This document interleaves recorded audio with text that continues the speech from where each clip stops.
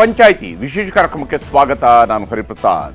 ದಿನದ ಪ್ರಮುಖ ಸುದ್ದಿಗಳ ನಿಖರ ವರದಿ, ಯಾವುದೇ ಪಕ್ಷಪಾತವಿಲ್ಲದ ನೇರ ಮಾತು, ನಿಮ್ಮನ್ನ ದಾರಿ ತಪ್ಪಿಸದ ವಿಶ್ವಾಸಾರ್ಹ ವಿಶ್ಲೇಷಣೆ. ಇದುವೇ ನ್ಯೂಸ್ 18ನ ಪಂಚಾಯಿತಿ. ಪತ್ನಿಗೆ 3 ಎಕರೆ 16 ಗುಂಟೆಯಷ್ಟು ಜಮೀನು ದಾನವಾಗಿ ಬಂದರೆ ಗಂಡನಿಗೆ ಗೊತ್ತಾಗೋದು 3 ವರ್ಷ ಕಳೆದ ಮೇಲೆ. ಅಚ್ಚರಿಯಾದರೂ ಕೂಡ ಇದನ್ನು ನಂಬಲೇಬೇಕು. ಯಾಕಂದರೆ ಪತ್ನಿಗೆ ಬಂದಂತಹ ಜಮೀನನ್ನು ಮೂಡ ಸ್ವಾಧೀನಪಡಿಸ್ಕೊಂಡ ಮೇಲೆ ಅದಕ್ಕೆ ಪರಿಹಾರ ಕೊಡುವಂತೆ ಕೇಳಿದಾಗ ಆಗ ಮಾತ್ರ ಸರ್ಕಾರ ನಡೆಸುವಂತಹ ಮುಖ್ಯಮಂತ್ರಿಯಾಗಿ ಯಾವುದೇ ಶಿಫಾರಸು ಮಾಡಲ್ಲ ಅಂತ ಹೇಳಿದ್ರಂತೆ. ಇದು CM ಸಿದ್ದರಾಮಯ್ಯನವರು ಆರೋಪಿ ಸ್ಥಾನದಲ್ಲಿ ಕುಳಿತು ಲೋಕಾಯುಕ್ತ ಪೊಲೀಸರ ಪ್ರಶ್ನೆಗಳಿಗೆ ಕೊಟ್ಟಿರುವಂತಹ ಉತ್ತರದಲ್ಲಿರುವ ಅಂಶ. ಇದುವೇ ಇವತ್ತಿನ ಪಂಚಾಯಿತಿಯ ಮೊದಲ ಸುದ್ದಿ. ಗೊತ್ತಿಲ್ಲ, ಮಾಡಿಲ್ಲ. ಸಿದ್ದರಾಮಯ್ಯನವರಿಗೆ ಅವರ ಬಾಮೈದ ಖರೀದಿಸಿದ್ದ ಜಮೀನಿನ ಬಗ್ಗೆ ಗೊತ್ತಿತ್ತು.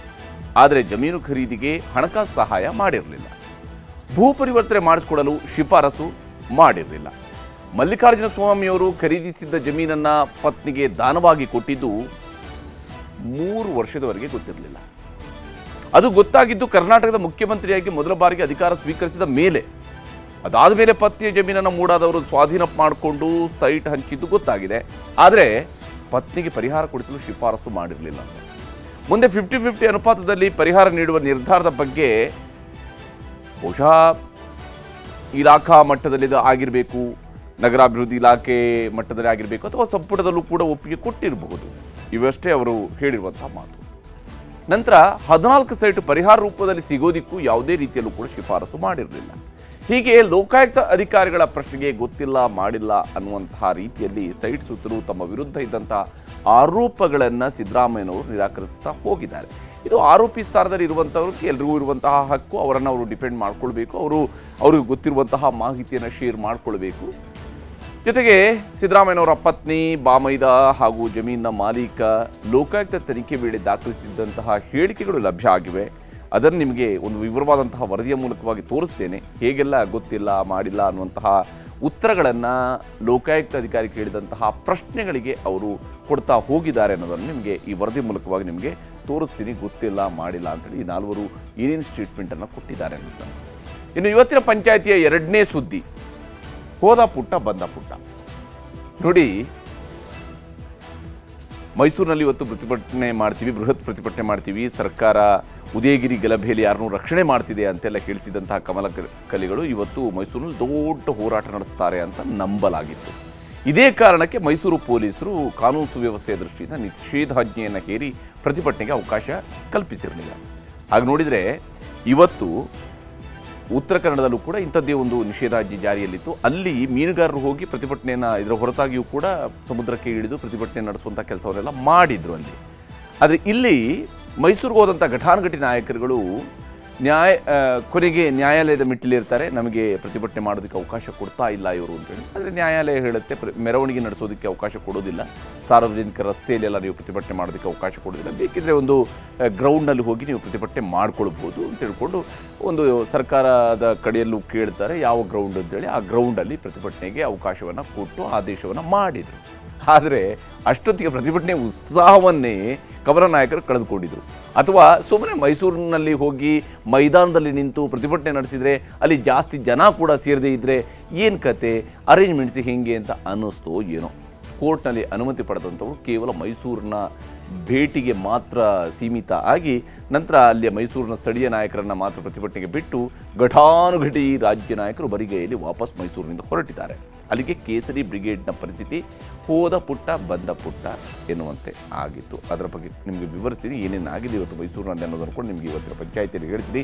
ಈಗ ಮೊದಲ ಸುದ್ದಿಯ ಕಡೆಗೆ ಹೋಗೋಣ. ಬಹಳ ಮುಖ್ಯವಾಗಿ ಗೊತ್ತಿಲ್ಲ, ಮಾಡಿಲ್ಲ ಅನ್ನುವಂತಹ ಮಾತುಗಳನ್ನು ಸಿದ್ದರಾಮಯ್ಯನವರು ಹೀಗೆಲ್ಲ ಹೇಳಿದ್ದಾರೆ. ತಮ್ಮ ಹೇಳಿಕೆಯನ್ನು ದಾಖಲಿಸುವಾಗ, ವಿಚಾರಣೆಯನ್ನು ಎದುರಿಸಿದಾಗ ತನಿಖಾಧಿಕಾರಿಯ ಪ್ರಶ್ನೆಗಳಿಗೆ ಮುಖ್ಯಮಂತ್ರಿಯವರು ಕೊಟ್ಟಂತಹ ಉತ್ತರ, ಮುಖ್ಯಮಂತ್ರಿಯಾಗಿದ್ದುಕೊಂಡು ಕೊಟ್ಟಿರುವಂತಹ ಉತ್ತರ, ಹಾಗೆಯೇ ಅವರ ಪತ್ನಿ, ಬಾಮೈದ ಮತ್ತು ಜಮೀನಿನ ಮಾಲೀಕ ಕೊಟ್ಟಿರ್ತಕ್ಕಂಥ ಉತ್ತರಗಳು ಏನೇನಿದ್ವು ಅನ್ನೋದನ್ನು ನಿಮಗೆ ಈ ವರದಿ ಮೂಲಕ ತೋರಿಸ್ತೀನಿ.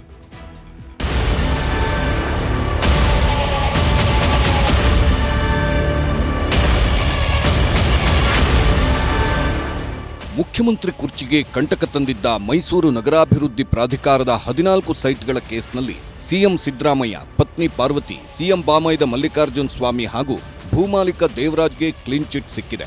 ಬಿ ರಿಪೋರ್ಟ್ ಹಾಕಿರುವ ಲೋಕಾಯುಕ್ತ ಪೊಲೀಸರು 4 ವಿರುದ್ಧ ಇದ್ದ ಆರೋಪ ಸಾಬೀತುಪಡಿಸಲು ಬೇಕಿದ್ದ ಯಾವುದೇ ಸಾಕ್ಷ್ಯಾಧಾರಗಳು ಸಿಕ್ಕಿರಲಿಲ್ಲ ಎಂದಿದ್ರು. ಜನಪ್ರತಿನಿಧಿಗಳ ಕೋರ್ಟ್ಗೆ ಲೋಕಾಯುಕ್ತ ಪೊಲೀಸರು ಸಲ್ಲಿಸಿರುವ ತನಿಖಾ ವರದಿಯ ಎಕ್ಸ್ಕ್ಲೂಸಿವ್ ಪ್ರತಿಗಳು ಸಿಕ್ಕಿವೆ. A1 Siddaramaiah, A2 Parvathi, A3 Mallikarjuna Swamy ಹಾಗೂ A4 ದೇವರಾಜು ಹೇಳಿಕೆಗಳನ್ನು ಒಳಗೊಂಡಿರುವ ಪ್ರತಿಗಳು ನ್ಯೂಸ್ 18ಗೆ ಸಿಕ್ಕಿವೆ. ಲೋಕಾಯುಕ್ತ ಎಸ್ಪಿ ಉದೇಶ್ ನೇತೃತ್ವದ ತನಿಖಾ ತಂಡ ಸಿಎಂ ಸಿದ್ದರಾಮಯ್ಯನವರಿಗೆ 30 ಪ್ರಶ್ನೆಗಳನ್ನಿಟ್ಟು ಅದಕ್ಕೆ ಉತ್ತರ ಪಡೆದಿದೆ. ಸಿದ್ದರಾಮಯ್ಯನವರ ಸ್ವವಿವರಗಳನ್ನು ಕೇಳಿಕೊಂಡ ಮೇಲೆ ಡ್ರಿಲ್ ಹೇಗಿತ್ತು ನೋಡಿ. ಮಲ್ಲಿಕಾರ್ಜುನ ಸ್ವಾಮಿ ಹೇಗೆ, ಎಷ್ಟು ವರ್ಷದಿಂದ ಪರಿಚಯ, ವ್ಯವಹಾರಗಳಿವೆಯೇ? ನನ್ನ ವಿವಾಹಕ್ಕಿಂತ ಮುಂಚೆ ಮಲ್ಲಿಕಾರ್ಜುನ ಸ್ವಾಮಿ ಹಾಗೂ ಕುಟುಂಬ ಪರಿಚಯ. 1977ರಲ್ಲಿ ನನ್ನ ವಿವಾಹವಾಗಿರುತ್ತದೆ. ಮಲ್ಲಿಕಾರ್ಜುನ ಸ್ವಾಮಿ ಜೊತೆಗೆ ಹಣಕಾಸಿನ ವ್ಯವಹಾರ ಇರಲಿಲ್ಲ. ಮಲ್ಲಿಕಾರ್ಜುನ ಸ್ವಾಮಿ ಜಮೀನು ಖರೀದಿಸಿದ್ದು ಯಾವಾಗ, ಯಾರಿಂದ ತಿಳಿಯಿತು? ಮಲ್ಲಿಕಾರ್ಜುನ ಸ್ವಾಮಿ ಜಮೀನು ಖರೀದಿಸಿರುವ ವಿಚಾರ ನನಗೆ ಗೊತ್ತಿರಲಿಲ್ಲ. 2013ರ ಮಧ್ಯಭಾಗದಲ್ಲಿ ನನ್ನ ಪತ್ನಿ ನನಗೆ ಹಾಗೂ ನನ್ನ ಮಗನಿಗೆ ತಿಳಿಸಿದ್ರು. ಜಮೀನು ಖರೀದಿಸುವ ಸಂದರ್ಭದಲ್ಲಿ ಹಣಕಾಸಿನ ಸಹಾಯ ಮಾಡಿರುವುದಿಲ್ಲ. ಅವರು ಸಹ ಹಣಕಾಸಿನ ಸಹಾಯವನ್ನು ನನ್ನಿಂದ ಕೇಳಿರಲಿಲ್ಲ. ಜಮೀನು ಭೂಪರಿವರ್ತನೆ ಮಾಡುವ ಸಂಬಂಧ ಮಲ್ಲಿಕಾರ್ಜುನ ಸ್ವಾಮಿ ಸಹಾಯ ಕೇಳಿದ್ರ? ಜಮೀನು ಭೂಪರಿವರ್ತನೆ ವೇಳೆ ನೀವು ಯಾವ ಪದವಿಯಲ್ಲಿದ್ರಿ? ಮಲ್ಲಿಕಾರ್ಜುನ ಸ್ವಾಮಿ ಜಮೀನು ಭೂಪರಿವರ್ತನೆ ಮಾಡುವ ಸಮಯದಲ್ಲಿ ನನ್ನನ್ನು ಭೇಟಿ ಮಾಡಿಲ್ಲ. ಯಾವುದೇ ಆರ್ಥಿಕ ಸಹಾಯ ಸಹ ಕೇಳಿರುವುದಿಲ್ಲ. ಆ ಸಂದರ್ಭದಲ್ಲಿ ಕುಮಾರ್ ನಾಯಕ್ DC ಆಗಿದ್ದು ಯಾವ ಶಿಫಾರಸನ್ನು ಮಾಡಿರುವುದಿಲ್ಲ. ಮಲ್ಲಿಕಾರ್ಜುನ ಸ್ವಾಮಿ ಪಾರ್ವತಿಯವರಿಗೆ ದಾನ ಮಾಡಿದ ವಿಚಾರ ಯಾರಿಂದ ತಿಳಿಯಿತು? ನನ್ನ ಪತ್ನಿಗೆ ಅವರ ಸಹೋದರ ಜಮೀನನ್ನ ದಾನವಾಗಿ ಕೊಟ್ಟಿದ್ರು. ನನ್ನ ಪತ್ನಿ 2013ರ ಮಧ್ಯಭಾಗದಲ್ಲಿ ನನಗೆ ಈ ವಿಷಯ ತಿಳಿಸಿರ್ತಾರೆ. ಜಮೀನು ಖರೀದಿ, ಪರಭಾರೆ ಹಾಗೂ ಸೈಟ್ಗಳ ಹಂಚಿಕೆ ಬಗ್ಗೆಯೂ ಲೋಕಾಯುಕ್ತ ಪೊಲೀಸರ ಪ್ರಶ್ನೆಗಳಿಗೆ ಉತ್ತರಿಸಿದ್ದಾರೆ ಸಿಎಂ. ಜಮೀನಿನಲ್ಲಿ ಸೈಟುಗಳನ್ನ ಮಾಡಿದ ವಿಚಾರ ಯಾವಾಗ, ಯಾರಿಂದ ತಿಳಿಯಿತು? 2014ರಲ್ಲಿ ಈ ವಿಷಯ ತಿಳಿಯಿತು. ಆಗ ನಾನು ಮುಖ್ಯಮಂತ್ರಿಯಾಗಿದ್ದೆ. ಜಮೀನಿಗೆ ಪರಿಹಾರವಾಗಿ ಬದಲಿ ಜಮೀನು ನೀಡುವಂತೆ ನಿಮ್ಮ ಪತ್ನಿ ಪತ್ರ ಬರೆದಿದ್ದಾರೆ. ಮೂಡಾಗೆ ಪತ್ರಗಳನ್ನು ಬರೆದಿರುವ ವಿಚಾರ ನಿಮಗೆ ಯಾವಾಗ ತಿಳಿಯಿತು? ನನ್ನ ಪತ್ನಿ ಅರ್ಜಿಯನ್ನು ಕೊಟ್ಟಿರುವ ವಿಚಾರ ನನಗೆ ಗೊತ್ತಿಲ್ಲ. 2013ರ ಮಧ್ಯಭಾಗದಲ್ಲಷ್ಟೇ ದಾನವಾಗಿ ಬಂದ ಬಗ್ಗೆ ಗೊತ್ತಾಯಿತು. 2014ರಲ್ಲಿ ಮುಡಾದವರು ಜಮೀನನ್ನು ಅಭಿವೃದ್ಧಿಪಡಿಸಿದ ವಿಚಾರ ತಿಳಿಯಿತು. ಮುಖ್ಯಮಂತ್ರಿಯಾಗಿ ಯಾವುದೇ ಹಸ್ತಕ್ಷೇಪ ಮಾಡಬಾರದೆಂಬ ಉದ್ದೇಶದಿಂದ ಸುಮ್ಮನಿದ್ದೆ. ಸೈಟ್, ಜಮೀನಿನ ವಿಚಾರವಾಗಿ ಯಾರಿಗೂ ಯಾವ ಶಿಫಾರಸು ಮಾಡಿರುವುದಿಲ್ಲ. ಪ್ರಕರಣ ಬೆಳಕಿಗೆ ಬರುವವರೆಗೆ ಈ ವಿಷಯ ನನಗೆ ತಿಳಿದು ಬಂದಿರುವುದಿಲ್ಲ. ನಿಮ್ಮ ಪತ್ನಿಗೆ ಸೈಟ್ ನೀಡುವ ಮೂಡಾ ನಿರ್ಣಯ ನಿಮಗೆ ಯಾವಾಗ ತಿಳಿಯಿತು? ಯಾವ ಪದವಿಯಲ್ಲಿದ್ದೀರಿ?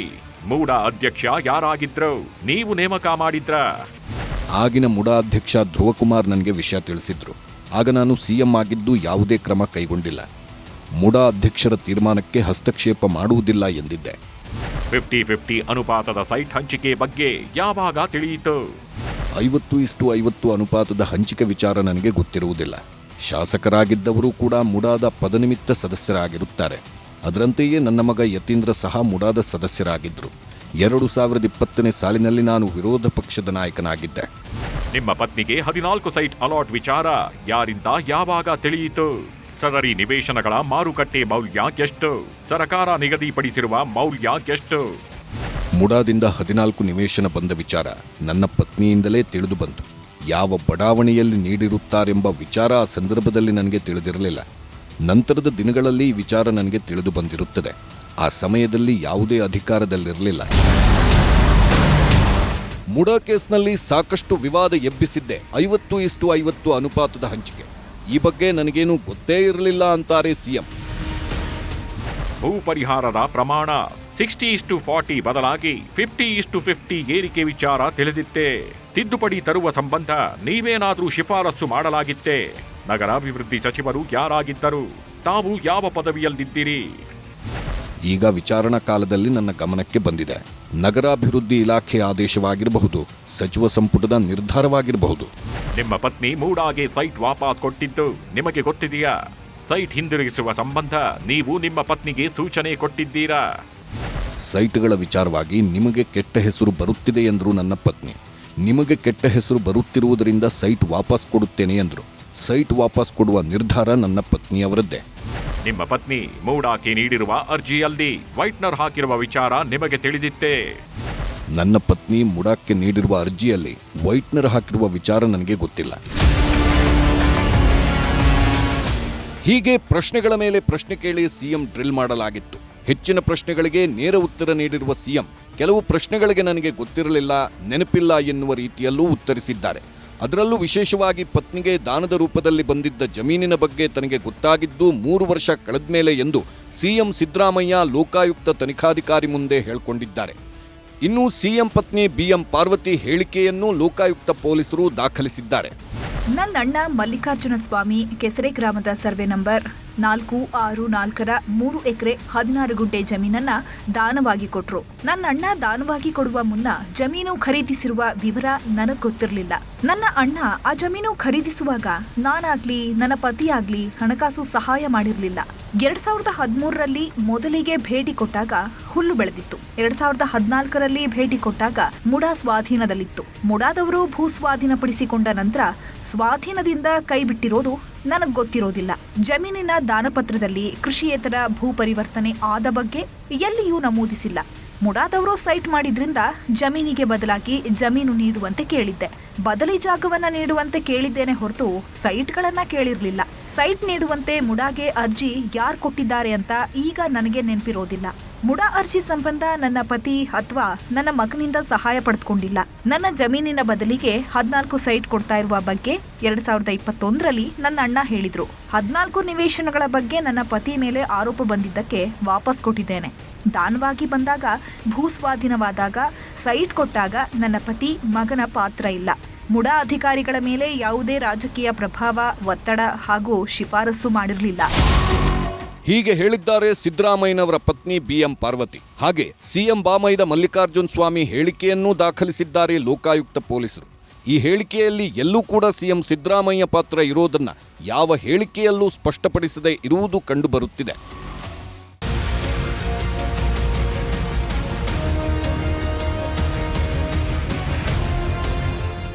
ಹೀಗೆ ಸಿಎಂ ಬಾಮೈದ ಮಲ್ಲಿಕಾರ್ಜುನ್ ಸ್ವಾಮಿ ಹೇಳಿಕೆಯನ್ನೂ ದಾಖಲಿಸಿದ್ದಾರೆ ಲೋಕಾಯುಕ್ತ ಪೊಲೀಸರು. ಈ ಹೇಳಿಕೆಯಲ್ಲಿ ಎಲ್ಲೂ ಕೂಡ ಸಿಎಂ ಸಿದ್ದರಾಮಯ್ಯ ಪಾತ್ರ ಇರುವುದನ್ನು ಯಾವ ಹೇಳಿಕೆಯಲ್ಲೂ ದೃಢಪಡಿಸದೇ ಇರುವುದು ಕಂಡುಬರುತ್ತಿದೆ. ರಾಜಕೀಯ ಅಥವಾ ಉದ್ಯಮದಲ್ಲಿ ನೀವು ಪ್ರಭಾವಿತರೇ? ಸಿಎಂ ಪತ್ನಿ ಪಾರ್ವತಿ ಅಣ್ಣನಾಗಿದ್ದು ಯಾವುದೇ ರಾಜಕೀಯ ಚಟುವಟಿಕೆ ಇಲ್ಲ. ವೈನ್ ಶಾಪ್, ಕೃಷಿ ಕಾರ್ಯಗಳಲ್ಲಿ ತೊಡಗಿಸಿಕೊಂಡಿದ್ದೇನೆ. ಕೆಸರೆ ಜಮೀನು ನಿಮಗೆ ಹೇಗೆ ಸಿಕ್ತು? ಬೆಂಗಳೂರಿನಲ್ಲಿ ದೇವರಾಜು ಪರಿಚಯ. ಕೆಸರೆ ಜಮೀನು ಖರೀದಿಸಿದ್ದೇನೆ. ಆರ್ಟಿಸಿ ಭೂಸ್ವಾಧೀನ ಪತ್ರ ಸ್ವಾಧೀನ ಪ್ರಕ್ರಿಯೆಯಿಂದ ಕೈಬಿಟ್ಟಿದ್ದ ಪತ್ರ ಇತ್ತು. ಜಮೀನು ಖರೀದಿಸಿದ್ದರ ಉದ್ದೇಶವೇನು? ನನ್ನ ತಂದೆ ಮರಿಲಿಂಗಯ್ಯನವರ ಪಿಂಚಣಿ ಹಣದಿಂದ ಖರೀದಿಸಿದ್ದೇನೆ. ನನ್ನ ತಾಯಿ ಸಲಹೆಯಂತೆ ಅಕ್ಕ ಬಿಎಂ ಪಾರ್ವತಿ ಅವರಿಗೆ ದಾನಪತ್ರ ನೀಡಿದ್ದೇನೆ. ಭೂ ಪರಿವರ್ತನೆ ಮಾಡುವ ಉದ್ದೇಶವೇನಿತ್ತು? ಸುತ್ತಮುತ್ತಲಿನ ಜಮೀನು ಮುಡಾ ಲೇಔಟ್ ಆದ ಕಾರಣಕ್ಕೆ ಭೂ ಪರಿವರ್ತನೆ ಮಾಡಿದ್ದೇನೆ. ದಾನಪತ್ರ ಮಾಡುವಾಗ ಕಣ್ತಪ್ಪಿನಿಂದಾಗಿ ಕೃಷಿ ಭೂಮಿ ಎಂದು ನಮೂದಾಗಿದೆ. ದಾನಪತ್ರ ಪರಿವರ್ತನೆ ವಿಚಾರದಲ್ಲಿ ಸಿದ್ದರಾಮಯ್ಯ ಶಿಫಾರಸು ಮಾಡಿಲ್ಲ. ಹೀಗೆ ಮಲ್ಲಿಕಾರ್ಜುನ್ ಸ್ವಾಮಿ ತಮ್ಮ ಹೇಳಿಕೆಯಲ್ಲಿ ಜಮೀನು ಖರೀದಿಸಿದ್ದೇ ತಮ್ಮ ತಂದೆಯ ಪಿಂಚಣಿ ದುಡ್ಡಲ್ಲಿ ಎನ್ನುವ ಮೂಲಕ ಪಾರ್ವತಿಯವರಿಗೆ ದಾನಪತ್ರ ಮಾಡಿಕೊಟ್ಟಿರುವುದಕ್ಕೆ ಕಾರಣವನ್ನೂ ಸೂಚ್ಯವಾಗಿ ಹೇಳಿದ್ದಾರೆ. ಇನ್ನು ಈ ವಿವಾದಿತ ಜಮೀನಿನ ಮಾಲೀಕ ದೇವರಾಜು ಹೇಳಿಕೆಯನ್ನೂ ಲೋಕಾಯುಕ್ತ ಪೊಲೀಸರು ದಾಖಲಿಸಿದ್ದಾರೆ. ಕೆಸರೆ ಜಮೀನು ನಿಮಗೆ ಹೇಗೆ ಬಂತು? ಕೆಸರೆ ಜಮೀನನ್ನ ನನ್ನ ತಂದೆ ಹರಾಜು ಮೂಲಕ ಖರೀದಿಸಿದ್ರು. ನಮ್ಮ ತಂದೆ ನಿಂಗಾ ಅಲಿಯಾಸ್ ಜವರ ಮುಸ್ಲಿಂ ವ್ಯಕ್ತಿಯಿಂದ ಖರೀದಿಸಿದ್ರು. ನನ್ನ ಅಣ್ಣ ಮೈಲಾರಯ್ಯ ಮತ್ತು ಕುಟುಂಬದ ಸಮ್ಮತಿ ಪಡೆದು ನನ್ನ ಹೆಸರಿಗೆ ಖಾತೆಯಾಗಿದೆ. ಮೂಡಾ ಭೂ ಸ್ವಾಧೀನದ ಬಗ್ಗೆ ನಿಮಗೆ ತಿಳಿದಿರಲಿಲ್ವೇ? ನಗರಾಭಿವೃದ್ಧಿ ಪ್ರಾಧಿಕಾರದಿಂದ ಭೂಸ್ವಾಧೀನವಾಗಿತ್ತು. ಭೂಸ್ವಾಧೀನದಿಂದ ಕೈಬಿಡುವಂತೆ ಮನವಿ ಮಾಡಿದ್ದರಿಂದಾಗಿ ಭೂಸ್ವಾಧೀನದಿಂದ ಕೈಬಿಡಲಾಯಿತು. ಭೂಸ್ವಾಧೀನದಿಂದ ಕೈಬಿಡುವಂತೆ ಅರ್ಜಿ ಸಲ್ಲಿಸಲು ಯಾರ ಒತ್ತಡವೂ ಇರುವುದಿಲ್ಲ. ಸದರಿ ಜಮೀನನ್ನು ಮಾರಿದ್ದು ಯಾರಿಗೆ, ಯಾಕೆ? ನನ್ನ ಮಗಳ ಮದುವೆ ಕಾರಣಕ್ಕೆ ಹಣದ ಅವಶ್ಯಕತೆ ಇತ್ತು. ಬೆಂಗಳೂರಿನಲ್ಲಿ ಮಲ್ಲಿಕಾರ್ಜುನ್ ಸ್ವಾಮಿ ಪರಿಚಯವಾಗಿತ್ತು. ಮಲ್ಲಿಕಾರ್ಜುನ್ ಸ್ವಾಮಿಗೆ ಮಾರಾಟ ಮಾಡಿದೆ. ಸಿದ್ದರಾಮಯ್ಯನವರ ಪರಿಚಯ ಆಗಿತ್ತೇ, ಶಿಫಾರಸು ಮಾಡಿದ್ರ? ಮಲ್ಲಿಕಾರ್ಜುನ್ ಸ್ವಾಮಿ ಸಿದ್ದರಾಮಯ್ಯನವರ ಬಾಮೈದ ಎಂಬುದು ಗೊತ್ತಿರಲಿಲ್ಲ. ಜಮೀನು ಮಾರಾಟದ ವೇಳೆ ಸಿದ್ದರಾಮಯ್ಯನವರ ಭೇಟಿ ಮಾಡೇ ಇಲ್ಲ. ಹೀಗೆ ಜಮೀನಿನ ಮಾಲೀಕ ದೇವರಾಜು ತಮ್ಮ ಹೇಳಿಕೆಯಲ್ಲಿ ಜಮೀನು ಮಾರಾಟಕ್ಕೆ ಕಾರಣವನ್ನು ಕೊಟ್ಟಿದ್ದಾರೆ. ಅಲ್ಲದೆ ಸಿದ್ದರಾಮಯ್ಯ ಅವರ ಪಾತ್ರ ಇದರಲ್ಲಿ ಎಲ್ಲೂ ಇರಲಿಲ್ಲ ಎಂದು ಹೇಳಿದ್ದಾರೆ. ಇವೆಲ್ಲವೂ ಈಗ ಲೋಕಾಯುಕ್ತ ಪೊಲೀಸರು ಕೋರ್ಟ್ಗೆ ಸಲ್ಲಿಸಿರುವ ತನಿಖಾ ವರದಿಯಲ್ಲಿ ಉಲ್ಲೇಖವಾಗಿದೆ. ಈ ಹೇಳಿಕೆಗಳನ್ನು ಆಧರಿಸಿಯೇ ತನಿಖೆ ನಡೆಸಿರುವ ಲೋಕಾಯುಕ್ತ ಪೊಲೀಸರು ಸಿದ್ದರಾಮಯ್ಯ ಸೇರಿದಂತೆ ಪ್ರಕರಣದಲ್ಲಿ ಆರೋಪಿಗಳಾಗಿದ್ದ 4 ವಿರುದ್ಧ ಆರೋಪ ಸಾಬೀತುಪಡಿಸುವಂತಹ ಸಾಕ್ಷ್ಯಾಧಾರ ಸಿಗದ ಹಿನ್ನೆಲೆಯಲ್ಲಿ ಬಿ ರಿಪೋರ್ಟ್ ಸಲ್ಲಿಸಿದ್ದಾರೆ. ಲೋಕಾಯುಕ್ತ ಪೊಲೀಸರ ಜೊತೆಗೆ ಇಡಿ ಅಧಿಕಾರಿಗಳು ಕೂಡ ಇದೇ ಭೂ ವ್ಯವಹಾರದ ಬಗ್ಗೆ ತನಿಖೆ ನಡೆಸುತ್ತಿದ್ದಾರೆ. ಅಲ್ಲೂ ಹಲವರ ಹೇಳಿಕೆಗಳನ್ನು ಈಗಾಗಲೇ ದಾಖಲಿಸಲಾಗಿದ್ದು, ಅವರ ತನಿಖೆಯಲ್ಲಿ ಹೊಸದಾಗಿ ಯಾವುದಾದ್ರೂ ಅಂಶ ಸಿಗುತ್ತದಾ ಎಂದು ನೋಡಬೇಕಿದೆ. Bureau report, news 18.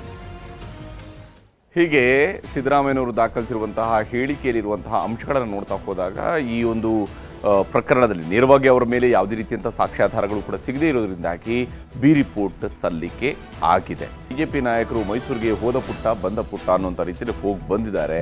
ಪ್ರತಿಭಟನೆ ಮಾಡೋದು ಉದ್ದೇಶ ಆಗಿತ್ತು, ಆದರೆ ಮೈಸೂರು ಚಲೋ ಅನ್ನುವಂಥದ್ದು ಕೇವಲ ಹೋಗಿ ಬರೋದಕ್ಕೆ ಸೀಮಿತ ಆಯಿತು ಈ ಇಬ್ಬರು ಘಟಾನುಘಟಿ ನಾಯಕರುಗಳಿಗೆ.